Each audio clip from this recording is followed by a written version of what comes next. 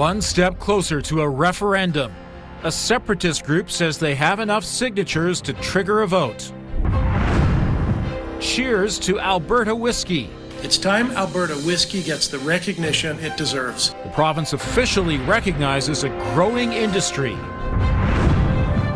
And a makeover at the Calgary Zoo. You know, we're approaching our 100th anniversary in 2029. With a focus on animals from Asia.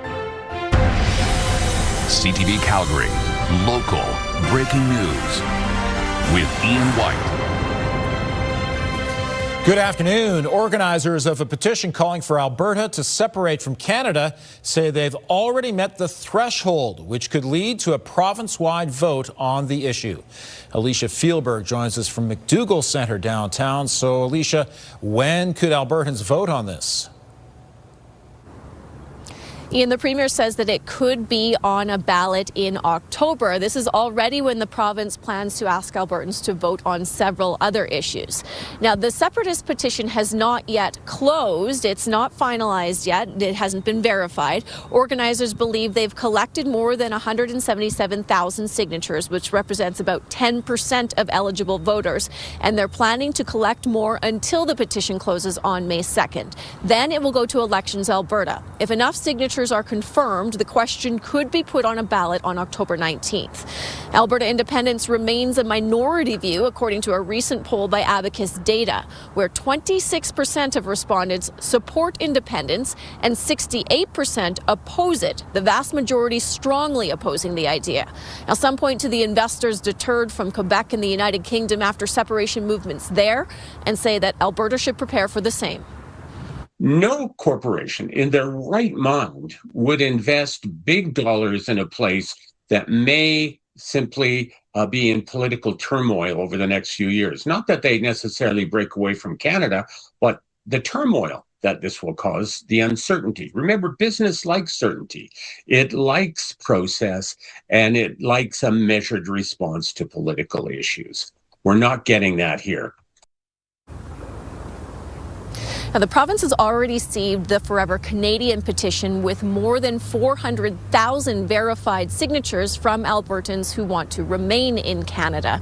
Now, the province has a committee, a legislative committee, that plans to first take a look at this on April 21st. And at that point, they can make recommendations, and those recommendations could include the MLAs voting on this matter, or it could be put on that ballot on October 19th, Ian. Thank you, Alicia. Alberta's education minister says new legislation will remove politics and ideology from classrooms. The new legislation will require teachers and school boards to be neutral and impartial when delivering lessons. They must also ensure both sides of historic or political topics are accurately represented. Employees will also be protected from participating in activities that conflict with their personal beliefs, except under approved curriculum. The education minister says the measures are to ensure students explore ideas and different perspectives. Students need to learn how to think, not what to think. They need to learn how to engage in diverse views and develop and foster their critical thinking skills. The legislation will require schools to only fly the Canada and Alberta flags, with oversight on other flags displayed. Schools also have to play the national anthem once a week. And starting September 1st, diploma exams and provincial achievement tests will move to an online format. The Prime Minister says he's pleased with the progress of the federal government's Memorandum of Understanding with Alberta, but two items won't meet the April 1st deadline. Continue to move forward, so there's a lot of momentum. Do I think we're going to announce an agreement tomorrow? No, I don't think we're going to announce an agreement tomorrow, but I feel very good about the progress and the state of the discussions. Thank you. April 1st was the deadline for 4 items that would help pave the path for a new pipeline, but 2 items remain on the to-do list, including changes to industrial carbon pricing and the development of the Pathways Carbon Capture Project. New analysis from the Pembina Institute says the uncertainty means $40 billion of potential investment remains on pause. It also points out finalization of the MOU doesn't guarantee a new pipeline. It still needs a private sector proponent. Calgary homeowners will face a combined property tax increase of 8.1% this year, mostly due to provincial hikes. Jordan Canagan is at City Hall with more, and Jordan, the mayor wants to see more provincial money come Calgary's way. Ian, Mayor Jeremy Farkas says that Calgary should be getting more of that share from the Alberta government for a number of reasons, but especially because the property tax increase that Calgarians will be experiencing this year is largely due to the provincial increase. Now, councillors just approving that combined tax rate just hours ago. On the city side, it's a 1.2% increase for residential properties. It's a nearly 20% jump on the province's side. A typical single-family home worth $706,000 will pay almost $4,700 in property taxes. That's up 9% since 2025. Jeremy Farkas says it's a tough pill to swallow for Calgarians, and he wants more help from the province. Seeing what's happening in the Middle East, the significant boon that the province has brought in, we're expecting a fair share of that to be extended to all municipalities, as well as Calgary to get its fair share as well. So we're hoping for a revised tabled budget document with amendments to be able to reflect that. Now, the province says that extra help won't be coming in this budget. The high oil prices that we're experiencing right now is helping royalty revenues, but for the 2025-26 fiscal year, which actually ends today, and any possible extra money that will come in the next budget just can't be reallocated on demand. Now, Calgary's property tax bills will be sent out in May. Ian? Thank you, Jordan. Calgarians gathered outside City Hall today for the raising of the transgender flag. Yeah, this is incredible. I think it shows the power of our community. People support us. Everyday Albertans want their trans neighbors to have freedom and rights just like they do. Today's flag raising marks Transgender Day of Visibility. The annual event raises awareness about discrimination faced by transgender people and acknowledges their contributions to our community. Mayor Jeremy Farkas offered a message of encouragement, saying City Council and administration sees you, loves, and supports you. The province has tabled new legislation that will clearly define what Alberta whiskey is in an effort to grow the local distilling industry. The proposed Alberta Whiskey Act will aim to help producers differentiate their product in a competitive market. To get the label, the whiskey must be made here start to finish using Alberta water and primarily Alberta-grown grains. The minister who tabled the bill says it's timely as the sector is growing steadily. There are currently almost 40 distilleries in the province. It's time Alberta whiskey gets the recognition it deserves. The Alberta Whiskey Act is about making sure when someone picks up a bottle labeled Alberta whiskey, they know exactly what they're getting. Something made right here, something they can trust. The Alberta Whiskey Act also marks a first for the province. The bill was written with the help of artificial intelligence. The province says humans got the final say, but some of the research and data entry was done primarily by AI. Huh. Interesting, yeah. Danielle, I'd like to say cheers to our forecast. Maybe it's a half-hearted cheers because tomorrow looks pretty positive, but after that, wow. Yeah, so from now till this time tomorrow, it's nice weather, quiet, somewhat warm. And then after that, well, for Wednesday night and Thursday, we are looking at another snow event. It's a significant one. You're going to have to shovel again. Just a heads up on that. All right, so 0 is the daytime high. Also our current temperature, the winds are starting to pick up a little bit. Could be gusting up to about 40 kilometers per hour this evening at times, and then quieting down throughout those overnight hours. Now we're going to be cool to start tomorrow with a wind chill of -11, but we should see some sun and cloud, and then less sun in the afternoon. The clouds will increase, the winds will start to pick up in the afternoon. We should still get to 3, but the clouds picking up is really ahead of the system that's going to move in for Wednesday night, bringing in that significant snowfall. We'll talk more about that coming up, but that's your 24-hour forecast brought to you by Fifth Avenue Volkswagen. Family-owned, community-driven. Discover more at Fifth Avenue Volkswagen. Thanks, Danielle. First, it was tariffs, then it was higher fuel and fertilizer costs. Next, calls for policy changes to help Canada's farmers. And a recall involving 2 meal kit services that are in many Canadians' fridges. Rising costs and global uncertainty are putting pressure on Alberta's agriculture sector, prompting the Calgary Chamber of Commerce to call for policy changes. The new report says farmers are facing a perfect storm, from spiking fuel and fertilizer costs because of the war in Iran to drought and trade uncertainty. Some southern Alberta farmers say fertilizer prices have doubled during a critical planting period, which will force cutbacks and lower yields. The report also flags longer-term challenges, including farm succession, as many near retirement, and thousands of agriculture jobs expected to go unfilled. The Chamber says Alberta's growing ag tech sector needs more investment and modern infrastructure to stay competitive. Let's make sure people have access to capital, make sure that, we're expanding that trade infrastructure, whether it's across the country or to ports, so that we can export to new markets. But really, we have to figure out how to be more efficient. I was reading something a couple of days ago. Some of the food manufacturing plants in Canada are 200 years old. You just go, what? The report points to major infrastructure projects like the Prairie Economic Gateway as key to improving market access and moving goods more efficiently. The Chamber warns labor shortages and interprovincial trade barriers also need to be addressed to avoid billions of dollars in losses. Danielle, tomorrow we turn the corner into April, but before you pick up the baseball bat, to head out there to play baseball, you might want to pick up the shovel. Yeah, so March is our snowiest month typically. April's our second snowiest month. Yeah, so we're not done yet. And we're going to kick it off with a big old snowfall, that heavy wet snow that's even harder to shovel, to keep us in shape. Here's your Skywatch weather camera, and we have some blue sky out there. It's pretty calm, it's pretty quiet, and much of tomorrow will be calm and quiet as well, but you'll notice the conditions deteriorating throughout the day tomorrow as this system approaches, and it will be a Wednesday night and Thursday system.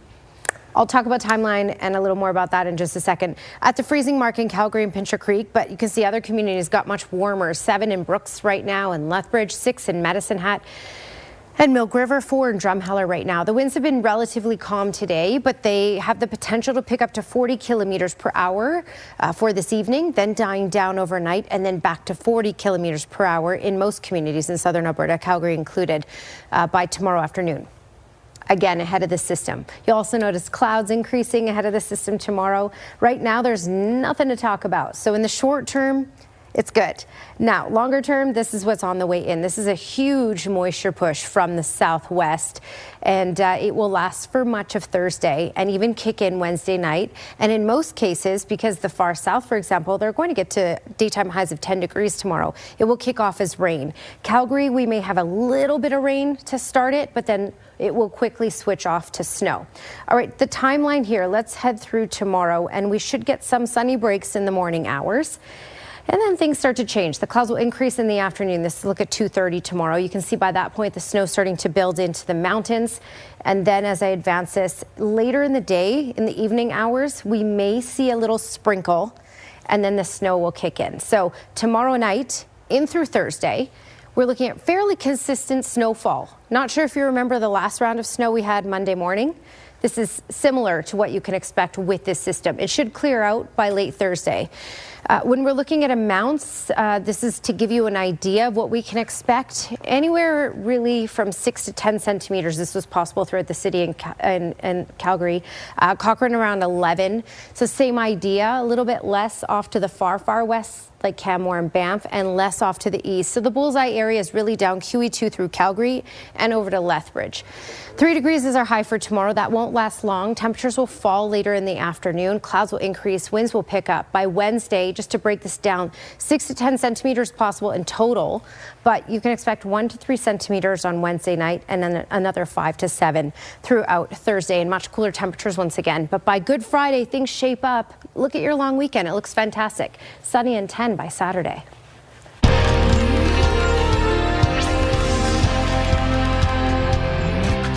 A recall today involving 2 meal kit services. HelloFresh Canada says it's recalling some of its meals after shredded Parmesan cheese was found to be contaminated with listeria. The recall applies to both HelloFresh and Chef's Plate products in Canada. Customers would have received the meals between March 7th and March 27th. The Canadian Food Inspection Agency says symptoms from eating the cheese may include vomiting, nausea, fever, muscle aches, severe headache, and neck stiffness. Pregnant women, the elderly, and people with weakened immune systems are particularly at risk. If you took a look at your retirement nest egg today and saw its value up, you weren't the only one. Still had the optimism that sparked a sharp rise in the markets.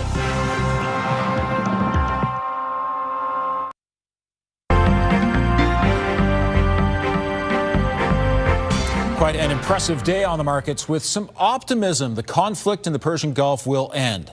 Joining me is Dave Popowich, Portfolio Manager with the Popowich-Karmali Advisory Group. And Dave, investors were in a much more hopeful mood today. Yeah, the technical term for today was a banger, Ian, just so you know. Good afternoon to you. You're right. Optimism was in abundance today, and there was two things that drove that optimism. Number one, we had some reporting that President Trump had told his aides that he's willing to cease the military conflict in the Middle East, even if the Strait of Hormuz wasn't fully open, still largely closed. And at the same time, we got news that, unconfirmed reports, I should add, that the Iranian president was open to ending the war with certain guarantees in place. Now, what was interesting about the trading day is in the morning, I said, let's follow the price of oil. If the price of oil goes up, it's very difficult for the oil market to still predict further problems and the stock market to go up at the same time. What we saw is the oil markets did move down. WTI pricing came down, and that gave markets some room to move. But quite frankly, I was surprised at the veracity of the rally here. And what that speaks to, in my opinion, is the fact that traders anticipate that this is going to be a relatively short-lived conflict, and they do not want to miss out on the rally when that rally comes. So are we done with the conflict yet? That remains to be seen, but it certainly speaks to the to the fact that nobody wants to miss that recovery when it happens.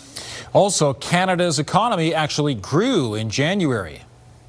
That's right, 0.1%. That's not obviously rapid growth, but it's also not a contraction. Stats Canada is also forecasting 0.2% growth in February, although that number could be revised. But listen, any positive growth given the uncertainty, we'll take it. March data could be a little more challenging. All right, Dave, thanks very much. Bye, Ian. Door-to-door mail delivery could soon become a thing of the past in Canada. Canada Post says it will begin discussions on ending the practice. Those who have mail delivered to the door now would have to transition to community mailboxes.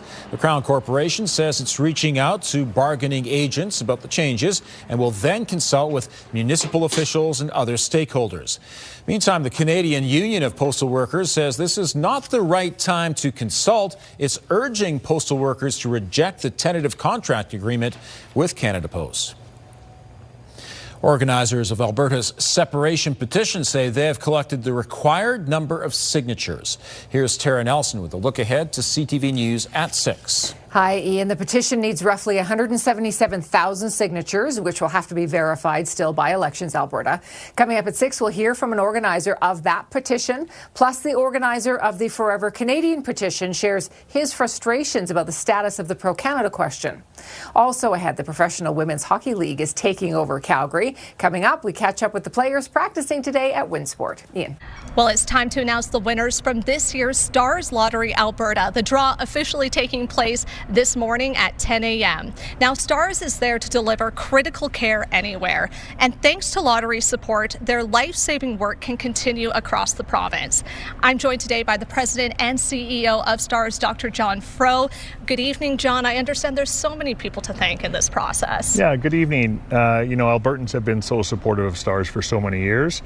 And this year's lottery, we saw great purchasing from Albertans, and it's been a great success. So I'm really excited to be here to announce these winners. Yeah, we have some fabulous prizes to announce, and we're going to start things off with the winner of the 50-50 Lucky Stars. So the 50-50 winner is Diane Alfieri from Edmonton, and she wins $2.19 million. That's a nice chunk of change to take home for sure. Yeah. John, I'm going to pass you now the winners for the grand prize dream homes. Sure, we're giving away 3 homes. And so the first home, the Edmonton Dream Home, goes to Jeff Callahan of High River, Alberta. Our second home, which is the Calgary Dream Home, going to Ron Kostick of Thornhill. And the Lethbridge Dream Home, last but not least, goes to Rena Vandenberg from Condor. Congratulations. Yes, congratulations to all Stars Lottery winners. They're walking away with some incredible prizes. And at the same time, their support helps keep Stars in the air and ready to respond. For more information and to see if you won one of their 2,000 prizes, visit ab.starslottery.ca. Thanks, Gina. And another day tomorrow with the temperature just getting slightly above the freezing mark right now in Calgary. Partly cloudy and -1. Danielle has the details still ahead. You know, when you say there's more snow coming. There's more snow coming. A lot of people are getting a little frustrated. I know. Yeah. I'm aware. I'm aware, just doing my job and just calling balls and strikes here. That's it. Yep. Yeah, I know what you mean. I for the record, I'm kind of sick of talking about it. Yeah, sure. Because we need the moisture, but it would be great if it was in the form of rainfall rather than snowfall, right? As I think we all think at this point in the year. But nope, snow is on the way. Also a little bit of rain. 0 is the current temperature at our daytime high. 8 is what's normal for this time of year. So we'll be below normal, but still above freezing tomorrow afternoon. The clouds will increase throughout the day. By tomorrow night, 1 to 3 centimeters of snow. And by Thursday, another 5 to 7 centimeters. But it clears out in time for your long weekend. Thank you, Danielle. The first phase of the Calgary Zoo's Exploration Asia redevelopment is expected to be complete this summer. Construction is underway on what will be called Imagine Asia. The project was first announced last year. The first phase of the redevelopment is to open Asian highlands, bringing new habitats for the red pandas and the snow leopards. The president of the zoo says the upgrades were needed ahead of a major anniversary. You know, we're approaching our 100th anniversary in 2029. We're always working to make sure everything's up to date. And to give you an idea, the snow leopard habitat was the original home to pandas in 1988. So it was time for that update.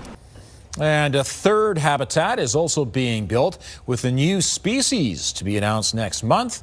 The 3 habitats will be open in July, with Imagine Asia expected to be complete in 2028. Thanks very much for joining us. Now here's the early edition of the CTV National News.